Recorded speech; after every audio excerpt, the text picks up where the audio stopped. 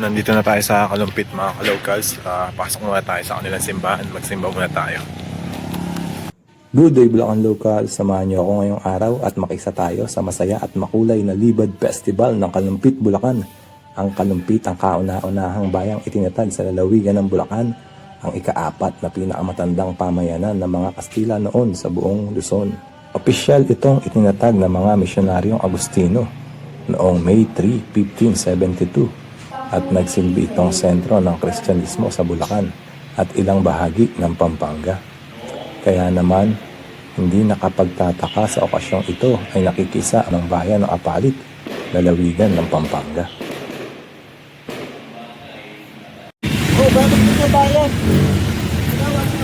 Nag-jeep tayo mga ka-locals. So kung tayo sa may tulay ng Bagbag. Doon daw magmimisa. Kaya pala walang tao masyado sa simbahan. Tulay tayo ng Bagbag. Sumakay tayo ng jeep. Iniwan natin yung motor natin doon. Tara.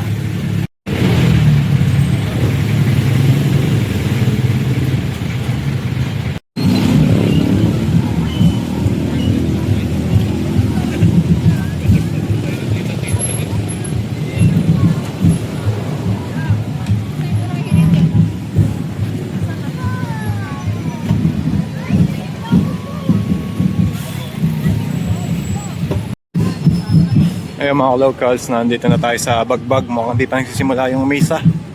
Mayroon na rin ilan na mga bangka dito. Ayun yung tulay ng Bagbag mga locals.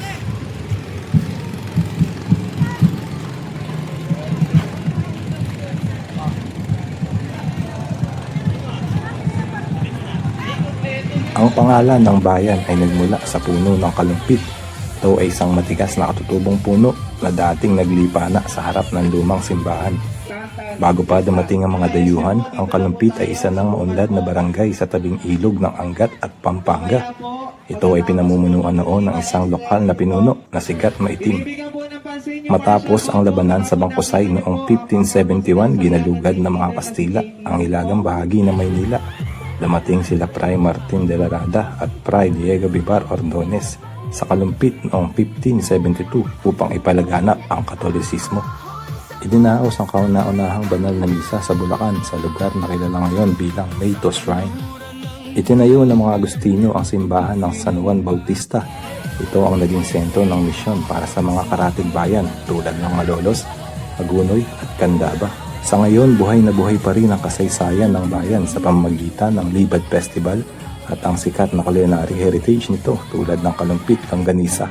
Ang Libad Festival ay isang makasaysayan at makulay na fluvial procession na ginaganap taon-taon tuwing June 23 hanggang June 24 sa kahabaan ng Ilog Kalumpit sa Bulacan. Dito po sa may sound system po, dito po sa may Pampang, baka Nasakay meron na pong sila light sa of bangka Saint nila, John, mga kahit isa lang ka-locals. po, para makatulong po dito. Oh, shout out! Tinatawagan po ng pansin yung bangka po na may puro lobo, baka sakaling pwede pong pumesto muna po kayo dito para lang po sa pag-ere po ng unang hirit. Mamaya po ay aalis din po kayo para bigyan daan po ang pituya po ni Apo Juan. Maraming salamat po. Boss, anong grupo nyo? Anong grupo? O barangay? Santo Niño. Barangay yun? Barangay Santo Niño. Ang mga taga Barangay Santo Niño, mga kalawkas, sa inyong bangka nila. Huwag muna daw po kayo alis. Yung bangka po na paparating, baka pwede po dito muna po kayo para lang po sa shooting po sa ere po ng unang hirit. Yung bangka po na paparating ngayon, baka pwede pong humilera po kayo sa may likod po ng Santo Niño para makita lang po kayo sa pag-ere ng unang hirit. Sa bangka po na number 1. Mga taga Santo Niño.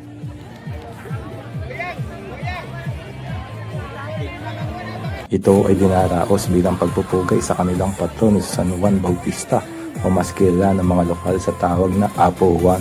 Ang salitang libad ay isang katutubong terminong Tagalog na nangangahulugang prosesyon sa ilog. Mula pa noong sinaunang panahon, ang ilog ay naging sentro ng kalakalan, kabuhayan at transportasyon ng mga mamamayan ng Kalumpit. Ginamit ang ilog upang ipagdiwang ang kanilang kultura at pananampalataya. Ang kapistahan ay nakaugat sa debosyon kay San Juan Bautista, ang santo na nagbinyag kay Hesukristo gamit ang tubig. Ang tampok sa festival na ito ay ang prosesyon ng halos 100 dekoradong bangka o kasko na minsan ay tinatawag ding pituya na may mga makukulay na banderitas.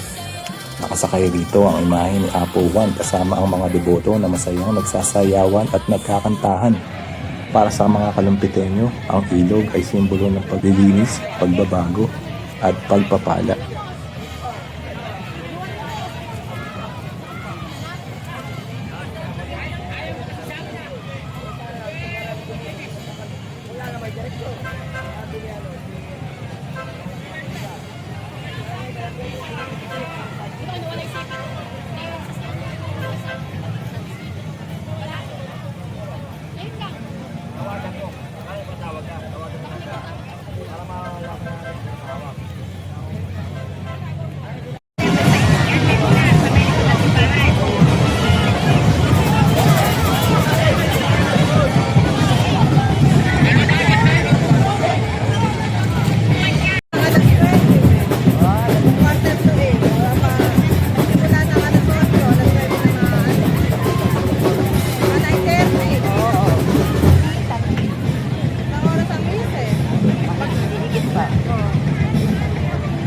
Amin po sa mga pangyarihang Diyos at sa inyo mga kapatid, na lubha ako nagkasala sa isip, sa salita, sa gawa at sa aking pagkukulang.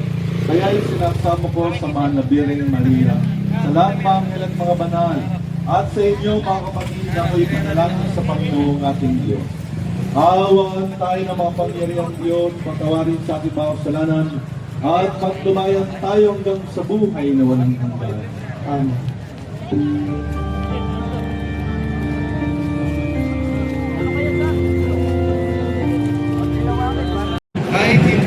Ngayon mga kalocals, nandito na yung mga bangkak na sasama sa prosesyon dito sa Libad Festival sa Kalumpit. Yan o, marami ito mga kalocals. Masaya ito.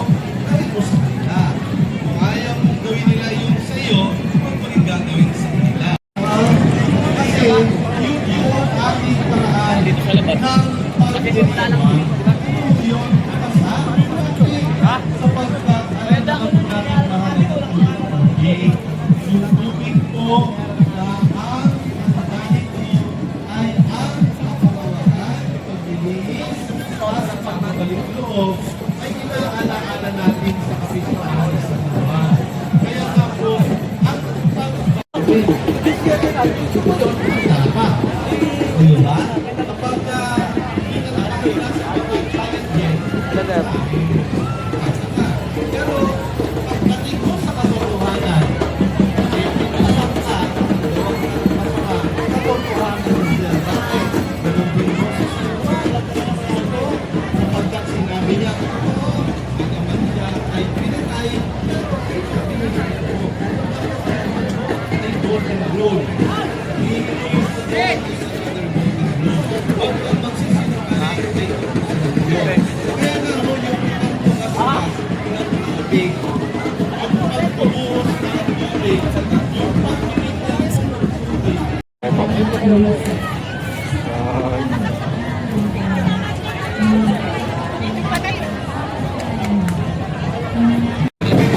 Malalaman ang ating mahal na patrón sa ay sa atin. At saka po natin ang tema natin sa Fiesta 2026, Evangelisasyon tungo sa isang matuwid na pamumuhay. Viva San Juan Bautista! Maraming salamat po sa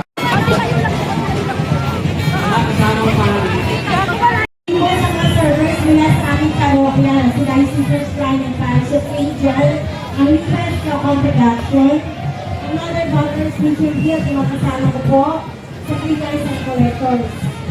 Nagpapasiwala din po kami isang may-ari ng bahay na sinulungan or naging area po ng ating mga kabayan. Si Gina, Celia, si Gloria, at Olivia. Sa BNP po, sa Coast Guard, BNP, sa iba't ibang Ngayon mga kalocals, yung bangka na sasakyan.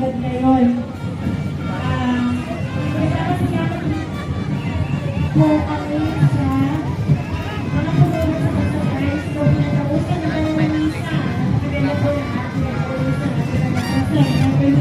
mga kalocals, yung bangka na sasakyan ng kanilang patron, si Apo 1. Nilalapit na dito sa Pangpang para tapos na yung misa, isasakay na yung patron.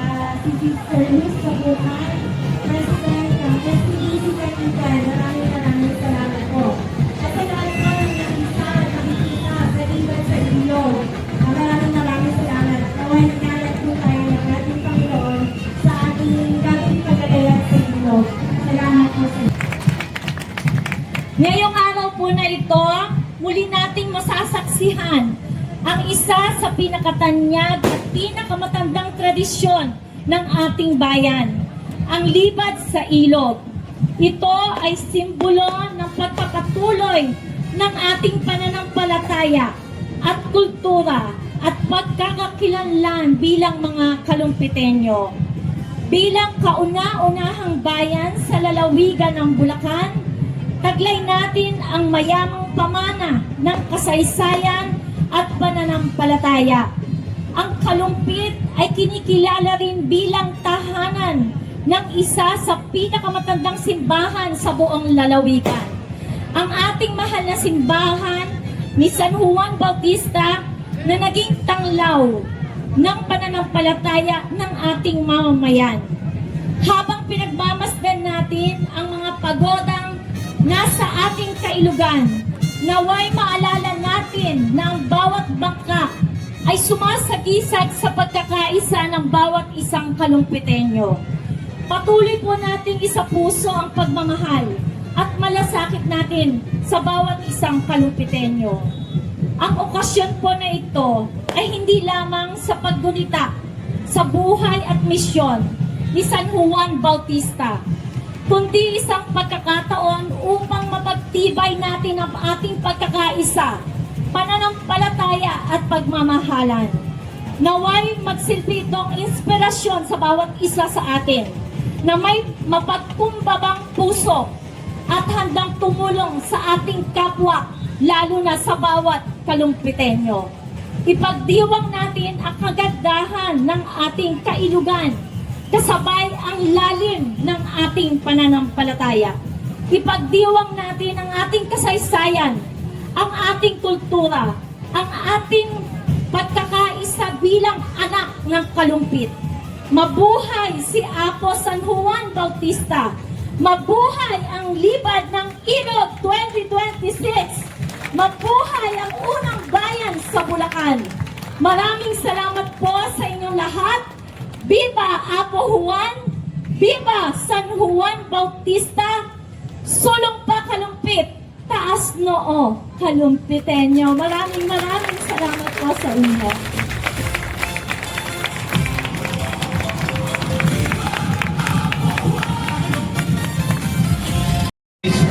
Viva San Juan!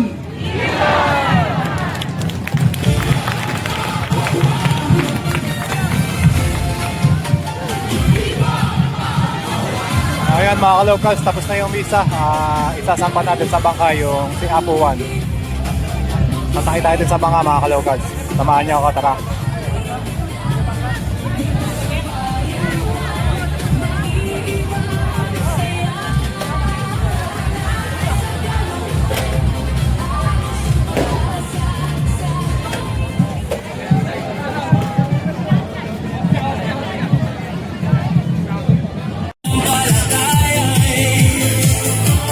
Mga kalocals, sasakay tayo sa bangka.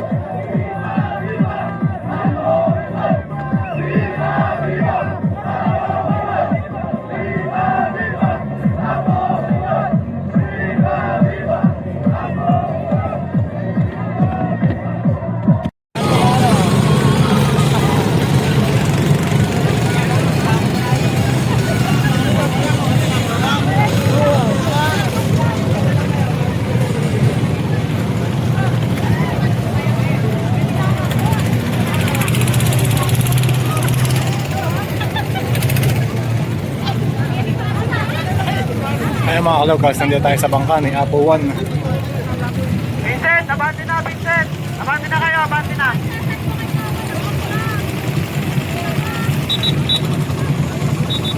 Vincent, abante na, abante, abante!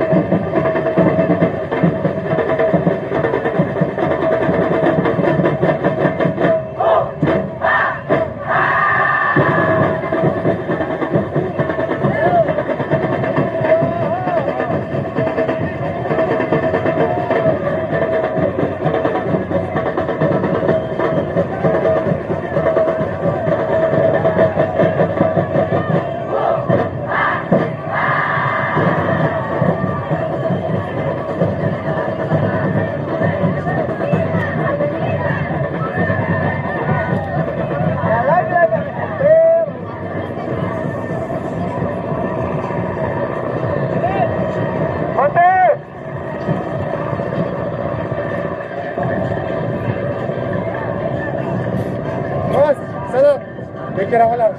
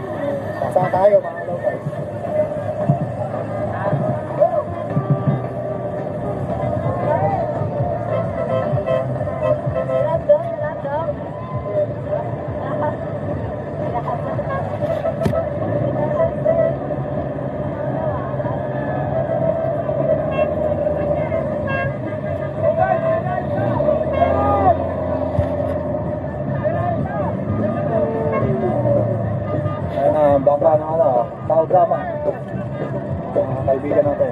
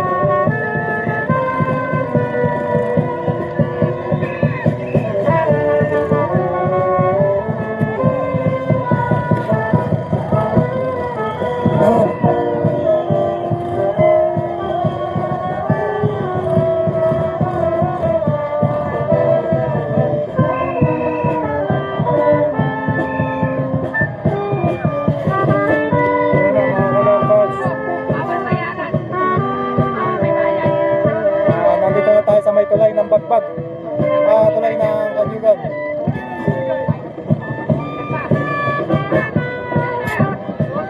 Saan ang barangay ito? Santo Niño, Kanyugan. Yan tulay, Kanyugan. Ayan, mga kalocals, pumipihit na yung bangka. Napunta sa may tulay ng Kanyugan dito. Santo Niño, Kanyugan.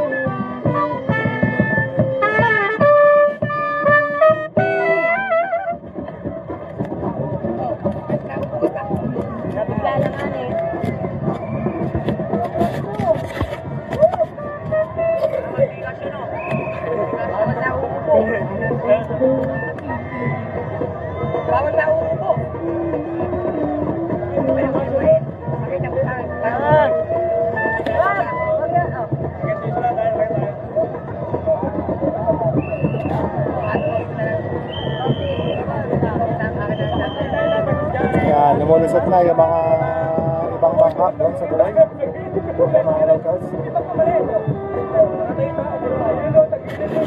Maraming bangka nito, mahigit 50 to.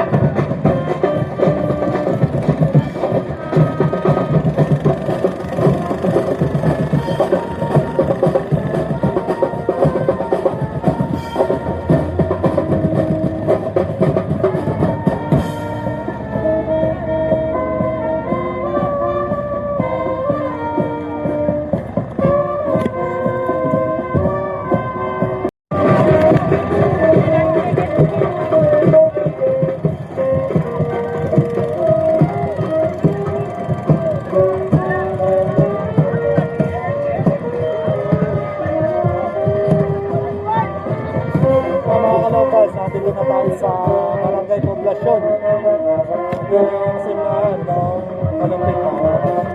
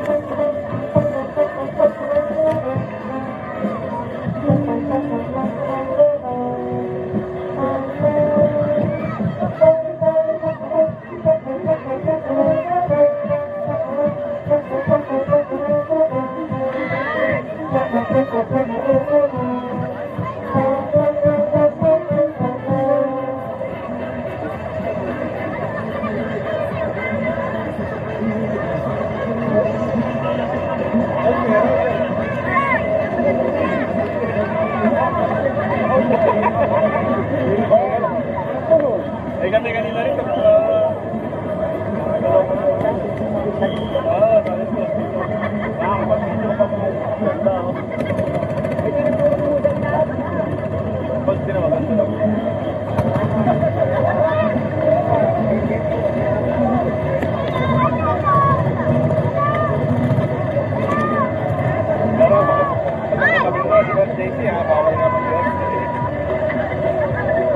Ano mo? Bulacan Locals.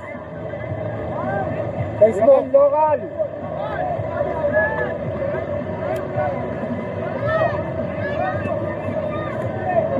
Tignan nyo yung araw mga kalokal. So meron siyang halo. Halo ba yung tawag dyan? Meron siyang pabilog. Paligid niya.